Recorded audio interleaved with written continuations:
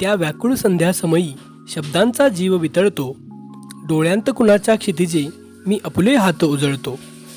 तू आठवणीतून माझ्या कधी रंगीत वाट पसरशी, अंधारव्रताची समयी कधी असते माझ्यापाशी. पदराला बांधून स्वप्ने तू एकट संध्यासमयी, तुक्याच्या हातामधला मी अभंग उचलून घेई. तू मला कुशीला घ्यावे, अंधार हळू ढवळावा, संन्यस्त सुखाच्या काठी वळिवाचा पाऊस यावा. दुःख, अंधार, संध्याकाळ, नकारात्मकता यांची विलक्षण ओढ असलेला, वरील कवितेप्रमाणे जणू अंधारव्रताची समयीच घेतलेला दुःखाचा महाकवी, संध्यासुक्तांचा यात्रिक कवी ग्रेस तथा माणिक सीताराम गोडघाटे यांची आज म्हणजे 10 मे ही जयंती. आणि त्यानिमित्त आपण त्यांच्या साहित्य यात्रेतील काही कंगोरे जाणून घेण्याचा प्रयत्न करू. काही जण अंधारातून प्रकाशाकडे जाणारे असतात, काही प्रकाशाकडून अंधाराकडे, पण अंधाराची हातमिळवणी करून त्याला आपलेसे करणारे अवलिया खूपच थोडेसे असतात. आणि त्यापैकीच एक म्हणजे कवी ग्रेस. ग्रेस नावापासूनच उत्सुकता जागवणारं एक विलक्षण व्यक्तिमत्व. 10 मे 1937 रोजी नागपुरात जन्मलेल्या कवी ग्रेस याचे प्रारंभीचे जीवन अतिशय खडकाळ होते. लहानपणीच त्यांच्या आईचे जाणे, वडील लष्करात, घरची हलाखीची परिस्थिती यातूनच एकाकीपणाची वाढ होत गेली आणि गूढ जगण्याची सवय लागत गेली. आणि यातूनच जन्माला आले ते कवी ग्रेस. आईच्या अकाली जाण्याने व्यथित झालेले ग्रेस म्हणतात, ती गेली तेव्हा रिमझिम पाऊस निनादत होता, मेघात मिसळलेली किरणे तो सूर्य सोडवित होता. तशी सांजही आमच्या दारी येऊन थबकली होती, शब्दात अर्थ उगवावा अर्थातून शब्द वगळता. ती आई होती म्हणून घनव्याकुळ मीही रडलो, त्यावेळी वारा सावध पाचोळा उडवित होता. अंगणात गमले मजला संपले बालपण माझे, खिडकीवर धुरकट तेव्हा कंदील एकटाच होता. हे रक्त वाढता नाही मज आता गहिवर नाही, वस्त्रात द्रौपदीच्याही तो कृष्ण नागवा होता. आईविना स्वतःचे मोठे होणे हे महाभारतामध्ये वस्त्रहरणाच्या वेळी आपले वस्त्र देऊन द्रौपदीचे शीलरक्षण करणाऱ्या श्रीकृष्णालाही नागवेपण येण्याजोगे आहे, अशी उपमा कवीने येथे दिलेली दिसते. 1966 मध्ये ते नागपूर विद्यापीठातून सुवर्ण पदक जिंकून MA झाले. 1966 ते 1968 या काळात नागपूरच्या घनवटे नॅशनल कॉलेजमध्ये अधिव्याख्याता म्हणून काम केले. 1968 पासून नागपूरच्याच मॉरिस कॉलेजमध्ये मराठीचे अध्यापन करू लागले.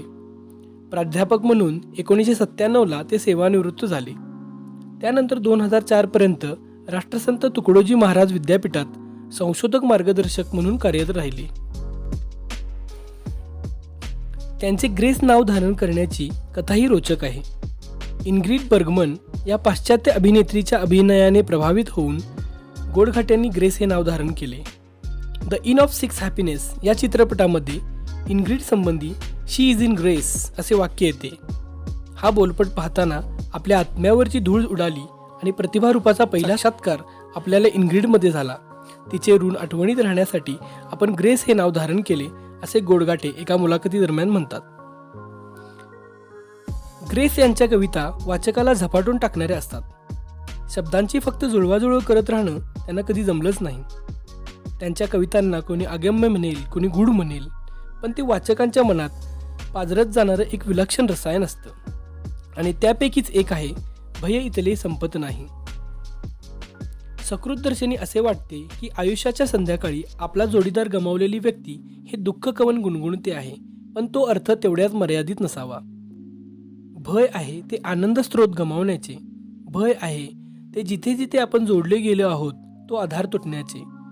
मूळ कवितेचे नाव आहे निष्पर्ण तरुणची राई.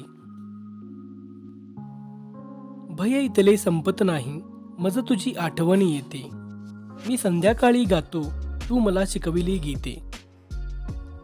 हे झरे संदर सजनांचे ही धरती भगवी माया, झाडांची निजलो आपण झाडात पुन्हा उगवाया. तो बोल मंद हळवासा आयुष्य स्पर्शुनी गेला, सीतेच्या वनवासातील जणू राघव शेला.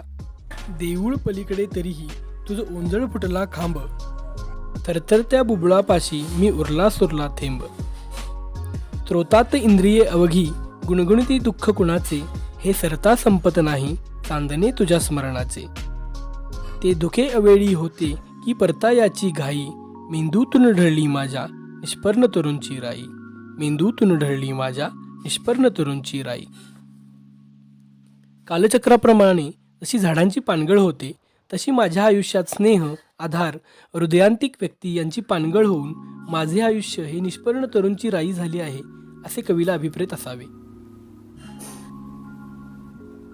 कवी ग्रेस यांचे आजवर 5 पेक्षा जास्त काव्यसंग्रह तर 7 ललित लेखसंग्रह प्रसिद्ध झाले आहेत. त्यांच्या वाऱ्याने हलते रान या ललित संग्रहासाठी साहित्य अकादमीचा पुरस्कार त्यांना मिळाला. त्यांच्या संध्याकाळच्या कविता आणि चंद्रमाधवीचे प्रदेश हे खूपच प्रसिद्ध काव्यसंग्रह आहेत, तर चर्च बेल आणि वाऱ्यावर हलते रान या ललित लेखनाला रसिकांनी डोक्यावर घेतले. त्यांच्या लेखनावर दुर्बोध, अगम्य असे आरोप झाले, पण त्यांनी त्याची कधी पर्वा केली नव्हती. ते म्हणतात, माझी जगण्याची एक तऱ्हा आहे आणि मी आपल्याच तऱ्हेने जगणार आणि मरणार आहे. वेळेपूर्वीच मला मरायचे नाही आणि मेल्यानंतरही जगायचे आहे. मी जे काव्य करतो ते माझे स्वगत आहे असे समजा. स्वगतामध्ये भान नसते, बेभान व्हायचे असते. स्वगतामध्ये श्रोता नसतो तर कवी स्वतःच निर्माता असतो, त्यामुळे कुणाची पर्वा करायची नसते. पण हे स्पष्ट करतो की मी ज्ञानाचे सोंग घेत नाही आणि अज्ञान मिरवत नाही किंवा ज्ञानर्षींचा अवमानही करत नाही. मी शब्दकोशांना नवे शब्द देणार आहे. पाऊस कधीचा पडतो म्हणत दुःखाच्या मंद स्वराने जागे होणारे ग्रेस. लक्ष्मणाच्या विरहाने व्याकुळ झालेल्या उर्मिलेला शांत होण्यास सांगणारे ग्रेस असोत किंवा स्वर्गातील प्राजक्त सत्यभामेला किंवा रुक्मिणीला न मिळवून देता राधेलाच कृष्णकळी करणारे ग्रेस असोत. ग्रेस हा समजून घेण्यापेक्षा अनुभवण्याचा विषय. एकाच कवितेचे अनेक अर्थ निघत असले तरी आपापल्या परीने रसग्रहण करत अंतरात्म्यामध्ये रिचवण्याचा विषय.